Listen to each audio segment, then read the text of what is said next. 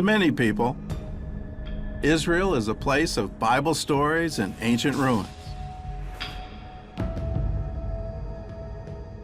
In hundreds of archaeological digs like this one, Israelis are carefully preserving their past, but they're also keeping an eye on the future, and not just their future, the future of the world.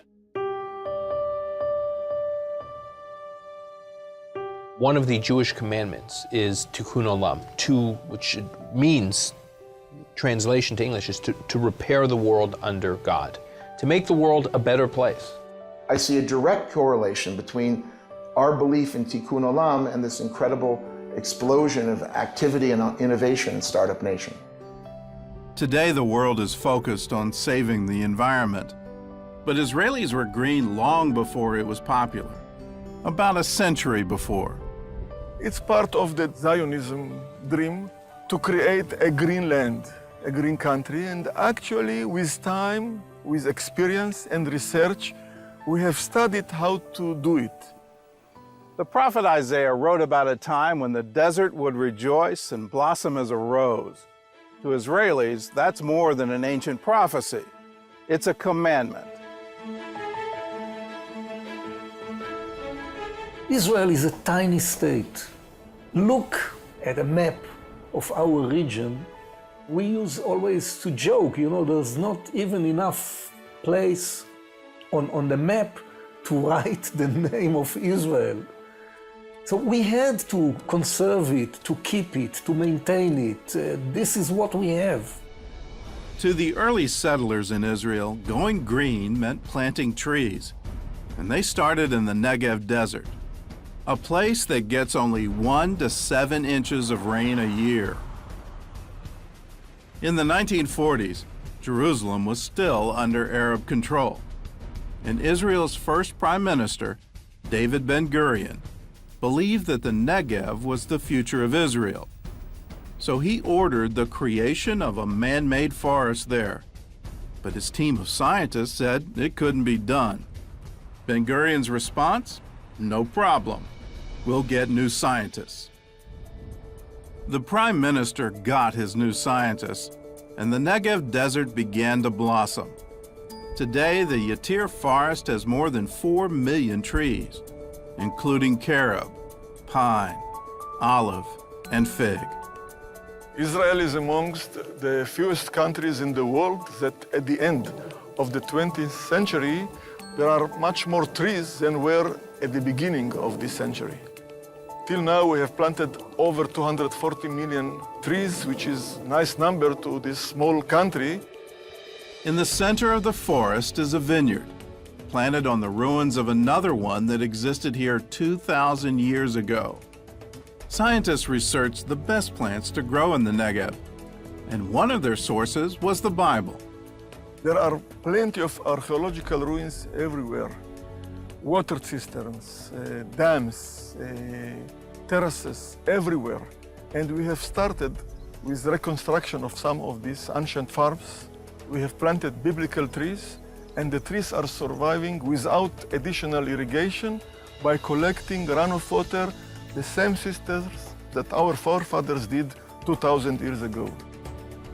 The trees not only produce fruit, they also clean the environment by absorbing carbon dioxide. Studies show that planting similar forest on just 12% of the world's arid land would reduce carbon in the atmosphere by a gigaton a year. That's equal to the carbon output of 1,000 coal plants. Today, scientists from around the world come to Israel to study the Yatir forest. We like to serve.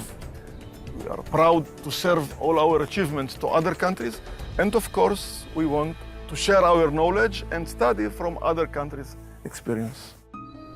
Israelis are not only working to protect the environment, they're also looking for new ways to keep the country running without oil.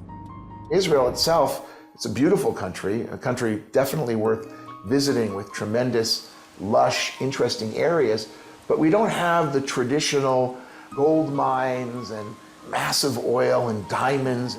We basically have a country of human resources rather than natural resources. So we very much value what little we have. Israel may be short on oil, but it does have one natural resource that's virtually unlimited. Israel's greatest natural resource, sun. We do have a lot of sun here. It's a hot place, so we produce solar energy. For much of the year, the sun beats down on a land that's mostly desert. But what some might see as a liability, Israel has turned into an advantage. Israelis have been using rooftop solar panels since the 1950s, when they were still unheard of in the rest of the world. 90% of Israeli homes have a solar water heater. There's nowhere else in the world that has that kind of thing. In 2011, Israel's first commercial solar field was completed in the southern Arava Valley. The company, Arava Power, now has 9 other fields under construction and plans for 40 more energy projects in Israel over the next 3 years. Their goal is to supply 1/10 of Israel's power. The company's founders are now building solar fields in several third world countries, like Haiti, Ecuador, and Rwanda. The solar field in Rwanda should be up and running by the end of 2013 and will provide 8% of Rwanda's energy. Israel has been a leader in clean technology from the beginning. Part of it also is that our neighbors have had a lot of oil and have sort of corrupted the world economic system and the world political system and used it unfairly to impose, I think, sometimes harmful ideologies. And therefore, if Israel can fight the world dependence on oil, what would be a better thing than that?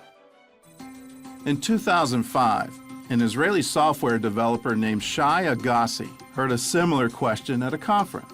We were asked, how are you going to make the world a better place? Agassi's answer, take a single country off oil, then the rest of the world will follow. The first step was to assemble a fleet of cars that could run without oil. So Agassi started a company called Better Place, which offered an electric battery-powered car. The car battery recharges overnight in special power outlets installed in the owner's home. And for longer trips, drivers can switch out the car's battery at stations all over Israel. The entire process takes less than 5 minutes. I hear these go fast. They're quite fast, so you have no gearbox. Why is it so fast? What you'll feel on the acceleration is full maximum torque. There's no gears, there's just literally drive, neutral, and reverse. 0 to 60 in how many seconds? About 6.9, I believe. Really? Maybe I can wipe out my cameraman as I go by. As a consumer, one of the things that is really appealing to me is the absolute quiet. The goal with this car was to make a car and a network that can support it, that appeals to everyone. You don't have to be a greenie to say, I want this car. You can say, I like it because it's fast, it has great power and acceleration, and I can fit my entire family in it. That was fun. Unfortunately, public demand for electric cars hasn't caught up with the vision of Better Place, and the company filed for bankruptcy in May of 2013. But some experts say timing is everything, and the battery-powered car will ride again. In the meantime, Israelis have another option that's just as green, and thousands of dollars cheaper. In 2008, an avid biker named Azar Gafni had an idea. Suddenly it just struck my mind. Why not to make a bicycle out of cardboard? Soon after, I talked to 3 engineers, which I really highly appreciate, and they said, it's impossible. There's no way it can be done. While I was eating with my wife one day, she noticed that I'm a little bit disturbed. I told her all the things about the engineers I went to and all the things that they said about it's impossible. And then she looked at me. And then she said, I know you. If you're not going to try it, then you're going to drive yourself crazy. Then you're going to drive me crazy. Then you're going to drive the entire family crazy. So just go ahead and try it. 4 years and 6 prototypes later, the cardboard bicycle was ready to ride. The finished bike weighs in at just 20 pounds, and yet it can hold a 500-pound rider. And unlike regular cardboard, it's completely waterproof. Mass production on the bike will start in late 2013. It'll cost about $9 to make and sell for around $60. Where do you get this from? What right do you have to dream that way? We're people of dreams. It's all through the Bible. That's always been our methodology, if you will, in the Jewish people. God gives us dreams. It's for man to interpret them and man to experience them, and that's really the roots, I think, of much of our innovation. The fact that we're so flourishing here is a sign that this was God's will, that this is what was supposed to happen. This is the plan. We're good people. We're family-oriented people. We have an incredible army and society. I think that we have just begun to figure out that we have to tell our story about who we are rather than engage in constant bickering over the Middle East conflict. We have to go convey what the beauty of Israel is.